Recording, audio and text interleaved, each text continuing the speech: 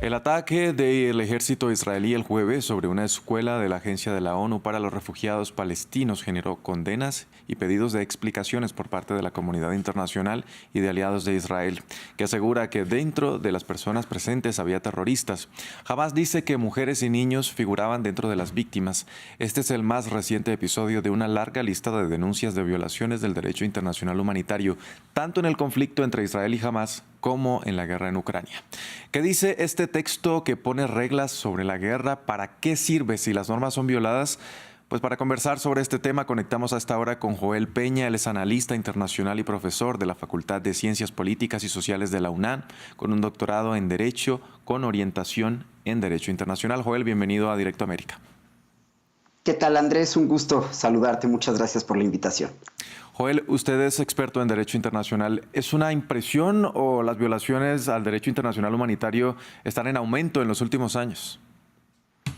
Efectivamente, hemos visto un aumento preocupante de las violaciones al derecho internacional y sobre todo al derecho internacional humanitario, como lo demuestra este trágico incidente reciente del cual ustedes han hablado ya de manera muy extensa, en el que decenas de personas, incluyendo niñas, niños y mujeres, es decir, personas civiles, murieron y resultaron heridas en el ataque aéreo israelí contra una escuela gestionada por la ONU en la Franja de Gaza.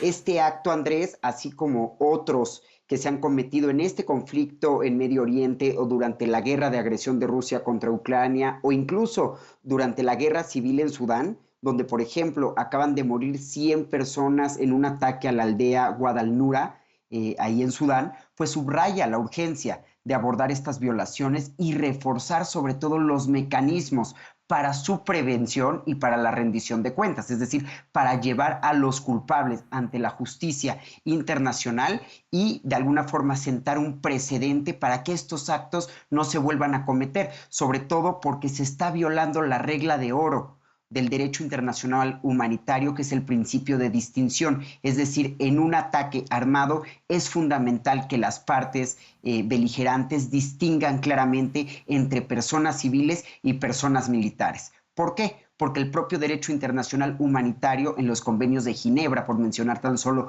un ejemplo, aclaran que durante conflictos armados está prohibido atacar y poner en riesgo la vida de personas civiles e incluso está prohibido atacar, inmuebles que son utilizados por las personas civiles como escuelas, iglesias, y hemos visto recientemente que los estados que están cometiendo estos actos dejan de lado estas reglas de oro del derecho internacional humanitario y atacan de manera desmedida sin pensar en las consecuencias. Claro, no parece que estos estados no conocieran este tipo de reglas. Ahora, ¿cómo hacer respetarlas, Joel? Pues mira, en realidad yo creo que es fundamental que se genere una cultura de prevención al interior de todos los estados para que sean ellos mismos los que determinen pues que no tienen que cometer estos actos, pero también es fundamental fortalecer el sistema de justicia internacional desde la Organización de las Naciones Unidas hasta otras instituciones internacionales como es la propia Corte Penal Internacional. Es fundamental también que actúen los medios diplomáticos y la presión de la comunidad internacional para que estos estados, que de manera voluntaria y en muchos casos aceptan, por ejemplo, la competencia contenciosa de los diferentes tribunales internacionales y ello signifique que están obligados a cumplir sus sentencias, así lo hagan. Porque es muy fácil para los estados incumplirlas cuando no existen mecanismos lo suficientemente fuertes para garantizar que estos los cumplan y que sepan que en caso de no hacerlo serán sancionados de manera importante. Bien, no solo está el caso de Gaza, sino también el de Ucrania. Usted mencionaba el de Sudán, que lo hemos mencionado también en nuestro informativo. Pero concretamente en el ataque a la escuela de la UNRWA, Israel defiende su ataque diciendo que mató a terroristas, que allí operaba no solo Hamás, sino la Yihad Islámica. Desde el derecho internacional, ¿esto es suficiente para justificar un ataque en el cual mueren civiles, incluyendo niños? Desde luego que no, Andrés. No existe ningún argumento que pueda legitimar un acto que resulte en la pérdida de vida de civiles y que viola flagrantemente el derecho internacional humanitario. Se lee en diferentes medios de comunicación que las fuerzas de defensa de Israel señalan que tomaron medidas para minimizar el riesgo. Y es lo que te comentaba del principio de distinción en el derecho internacional humanitario, que prohíbe atacar a personas e instalaciones civiles. Este acto, al igual que muchos otros que se han cometido en este conflicto en específico y en otros conflictos que ya hemos mencionado, pues violan el derecho internacional humanitario, que sabemos tiene la finalidad precisamente de limitar en la mayor medida posible el sufrimiento humano en tiempo de conflictos armados. Es decir, el derecho internacional humanitario reconoce que va a haber conflictos armados, conflictos internacionales, pero precisamente las reglas que forman parte de su corpus juris tienen como finalidad garantizar que las personas civiles que no tienen ninguna implicación directa en el conflicto no sufran, que finalmente pues es una regla, insisto, de oro del derecho internacional. Y además este ataque, por ejemplo, el ataque concreto a la escuela en Gaza, que era manejada por la Agencia de las Naciones Unidas para los Refugiados Palestinos, pues implica la violación de instrumentos jurídicos internacionales como los convenios de Ginebra, que ya había mencionado anteriormente, que por cierto, Israel ratificó y por ende está obligado a cumplirlos. Joel, Estados Unidos pidió una investigación transparente, pero ¿quién debería ahora investigar estos casos? Por una investigación de Israel no se consideraría como imparcial. Muy brevemente, por favor.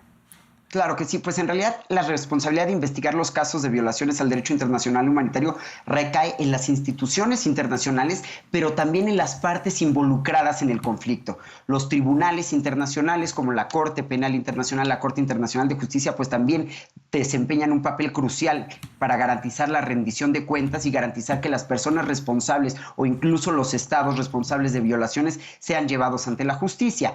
Y en ciertos conflictos, por su magnitud, Andrés, se opta por crear comisiones de investigación independientes e imparciales que examinan a fondo los incidentes y a final de cuentas determinan la responsabilidad internacional de las partes involucradas.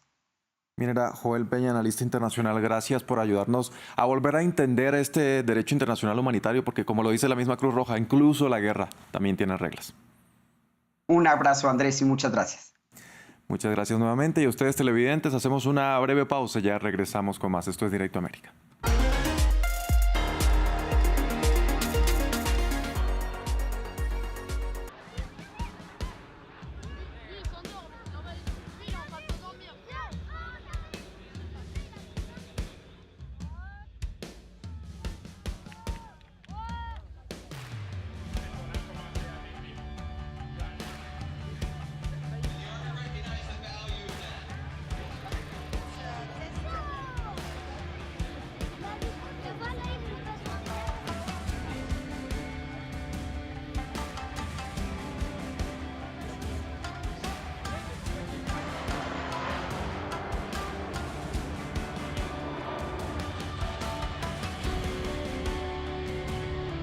Le 6 juin 1944, 13 000 parachutistes ont sauté dans le ciel de Normandie, à l'intérieur des terres de Utah Beach. Et nous, aujourd'hui, on est là non pas pour refaire la même chose, parce qu'aujourd'hui, on est dans un pays libre grâce à ce qui s'est fait en 1944, mais aujourd'hui, on est plus là pour faire un symbole dans le ciel.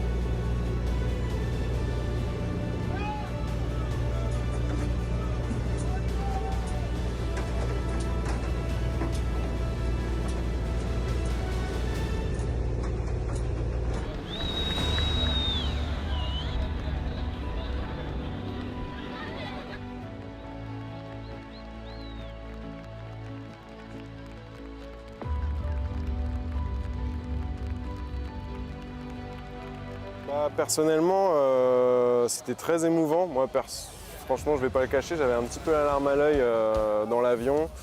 Comme je le dis toujours, sentir ces odeurs, entendre ces bruits, me rapproche un peu plus de ces souvenirs de combattants, de vétérans qui m'ont raconté de leur propre leur propre bouche ce qu'ils ont vécu et j'ai le sentiment de leur rendre hommage en faisant ça.